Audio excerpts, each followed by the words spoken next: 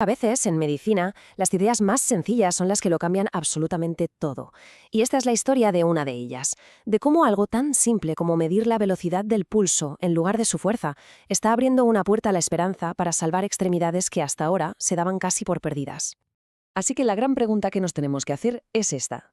¿Cómo se mide el flujo de sangre en una pierna cuando las herramientas que se usan siempre simplemente no funcionan? Y ojo, que no es una pregunta académica, ni mucho menos. Para muchos pacientes, la respuesta es la diferencia literal entre seguir caminando y una amputación.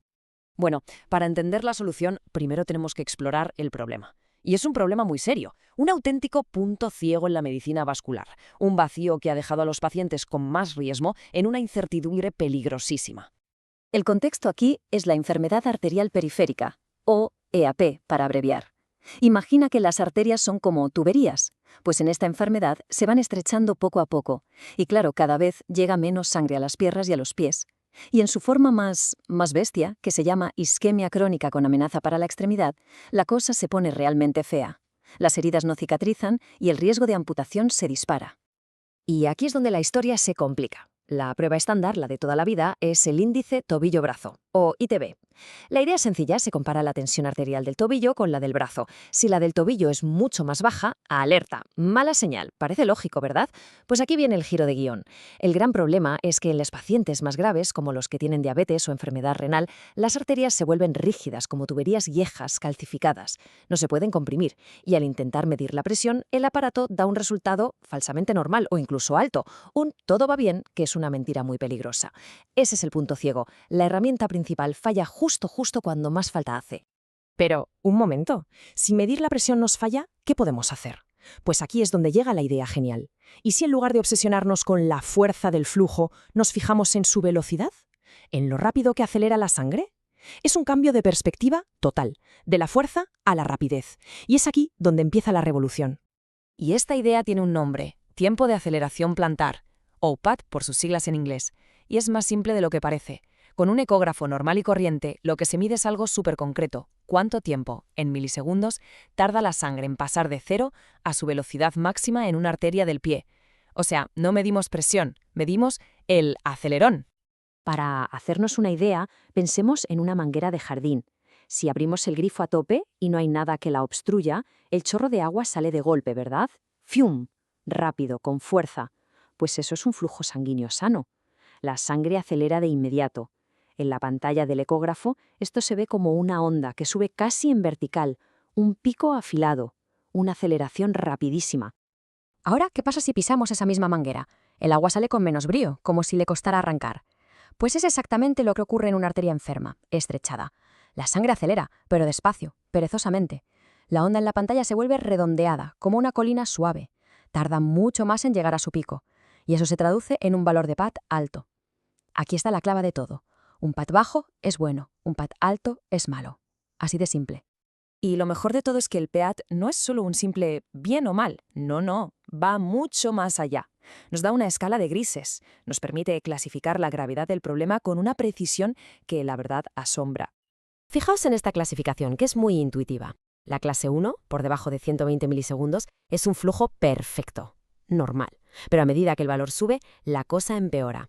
En las clases 2 y 3 aparece la claudicación, ese dolor al caminar que obliga a pararse.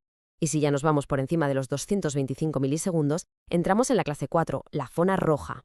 Isquemia severa, con dolor incluso en reposo y heridas que no cierran. Es básicamente un mapa que conecta un número con lo que está viviendo esa persona. Vale, la teoría suena fantástica, muy lógica, pero ¿funciona en el mundo real? ¿Hay pruebas de que esto sirva para algo?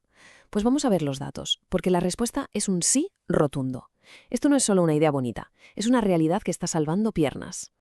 Esta gráfica es que no puede ser más visual. Mirad, a la izquierda, el número de pacientes en las clases de alto riesgo, la 3 y la 4, antes de hacer nada. A la derecha, los mismos pacientes después de una intervención para restaurar el flujo. Es que el desplome es brutal. En cuanto se arregla la tubería, el flujo mejora y el PAD lo detecta al instante. Es la prueba del algodón. Y para los más escépticos, para los que quieren el dato duro y científico, aquí está, un -0,80. Esto es la correlación inversa con el ITB, la prueba clásica. Es casi perfecta. ¿Qué significa? Que cuando uno sube, el otro baja de forma predecible. Están midiendo lo mismo, pero con la enorme diferencia de que el pad funciona precisamente donde el otro se quedaba ciego. Pero quizá este sea el dato que más importa de todos: 81%. Esa es la tasa de salvamiento de la extremidad en un estudio clave. Y atención al detalle: todas las extremidades que se salvaron, sin excepción, mostraron una mejora de 2 clases en su pad después del tratamiento. La conexión entre la medida y el resultado final es directa y innegable. Y su poder para predecir el futuro es increíble. Un paciente en la peor categoría de PAD tiene, atención, casi 13 veces más probabilidades de sufrir una amputación o fallecer en un año que uno de la mejor categoría. ¡13 veces! Ya no hablamos solo de si una herida va a curar, estamos hablando de predecir la supervivencia. Y esta tabla resume el punto crucial a la perfección. Después de una intervención, las extremidades que se salvaron tenían un pad promedio de 122 milisegundos. Las que acabaron en amputación, 213. La diferencia es abismal. Un pad rápido después de la cirugía significa que la extremidad vive. Uno lento significa que se pierde. No hay más. Entonces, ¿qué significa todo esto de cara al futuro? ¿Podríamos estar, de verdad, ante un futuro con muchas menos amputaciones? Porque el impacto potencial de esta tecnología es, sinceramente, gigantesco.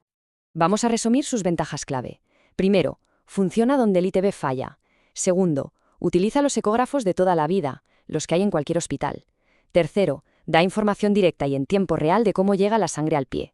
Se puede medir en la consulta, en la cama del paciente o incluso en mitad del quirófano. Y cuarto, lo más importante, predice con una precisión increíble si la extremidad se va a salvar.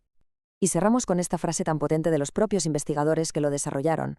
Por lo tanto, proponemos que el pad se añada como parte de la clasificación Wi-Fi. Esto ya no es solo una nueva prueba curiosa, es una herramienta que aspira a convertirse en el nuevo estándar de atención en todo el mundo, cambiando de raíz la forma en que se lucha contra la pérdida de extremidades. Una nueva esperanza, sí, una que se mide en milisegundos.